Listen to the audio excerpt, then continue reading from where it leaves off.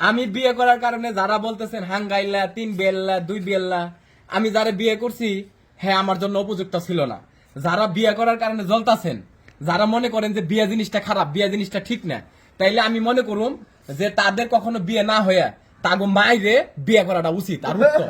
কারণ তাগো জ্বলবো কি এত? আমি খুশি। এত জ্বলবো কি? বিয়ে হইছে, যে অন্য এত কথা বলছে আমাদের জন্য, যার এত জ্বলছে সে একটা বিয়ে করে দেখাক না। বিয়ে হইছে ইসলামী সংবিধান মোতাবেক হালাল বৈধ কাজ, সুখে শান্তিতে যাতে সংসার করতে পারে। এখন আবারও বলতেছি, যারা বিয়ে করার কারণে বাজে মন্তব্য করেন, দেখেন যে কেউ বিয়ে করুক সংসার করার জন্য, সুখে থাকার জন্য, ভালো থাকার জন্য বিয়ে করে, পরিবার নিয়ে সুখে শান্তিতে সমাজে বসবাস করার জন্য, সম্মানের সহিত যাতে টিকে থাকতে পারে, এর জন্য দাম্পত্য জীবনে প্রবেশ করে। আর দেখা যায় যে দাম্পত্য জীবনে প্রবেশ করলে দেশে ট্রল হয় কেন? আমি তো পরকীয়া করি নাই, আমি তো কোনো মেয়ের সাথে খারাপ কাজে লিপ্ত হই নাই।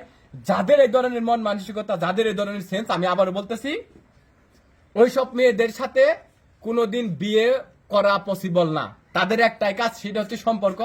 বিয়ে করবেন ওইসব মেয়েদের যাদের মন মানসিকতা এরকম, তাদের মায়েরে, যাতে করে তারা উপযুক্ত শিক্ষা পায় যে বিয়ে করা যখন তাদের পছন্দ হয় না, বিয়ে করা যখন তারা খারাপ দৃষ্টিতে দেখেন, তাহলে ওই মেয়ে সম্পর্ক করবে, ওই মেয়ের মার যেন আর একটা বিয়ে হয়ে যায়।